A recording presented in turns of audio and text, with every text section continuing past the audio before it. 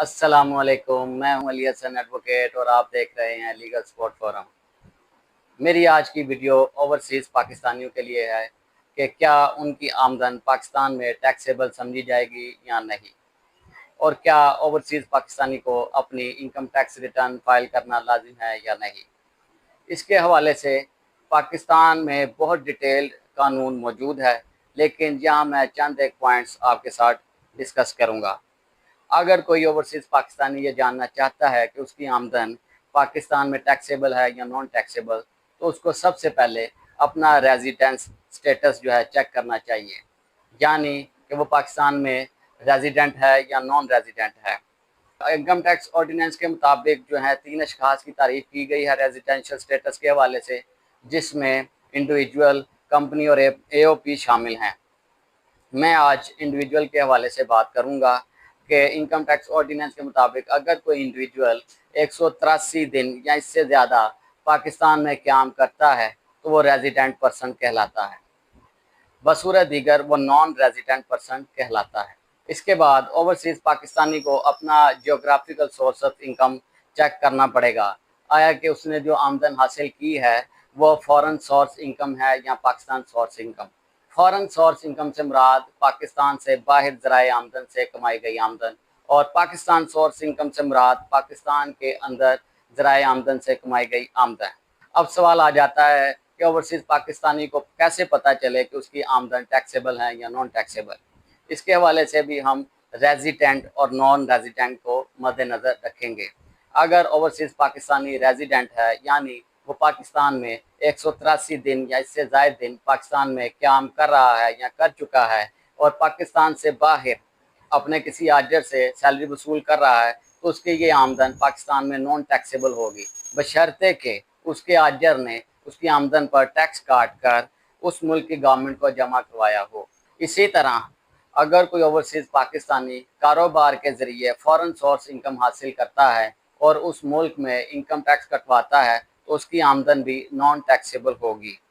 और अगर ओवरसीज़ पाकिस्तानी कोई पाकिस्तान सोर्स इनकम से आमदन हासिल करता है, तो उसकी ये आमदन टैक्सेबल समझी जाएगी और इस आमदन पर उसको टैक्स अदा करना पड़ेगा।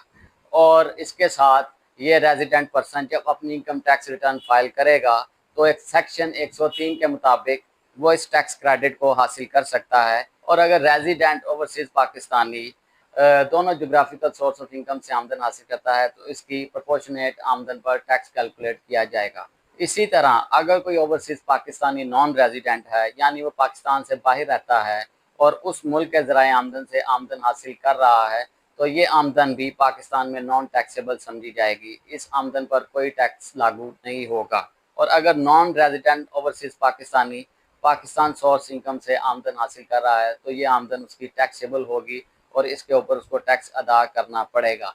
और इसी तरह अगर नॉन रेजिडेंट ओवरसीज़ पाकिस्तानी दोनों जोग्राफिकल सोर्स ऑफ इनकम यानी फॉरेन सोर्स इनकम और पाकिस्तान सोर्स इनकम से आमदन हासिल करता है, तो इसकी आमदन प्रोपोर्शनेट करके उसके ऊपर टैक्स कैलकुलेट किया जाएगा।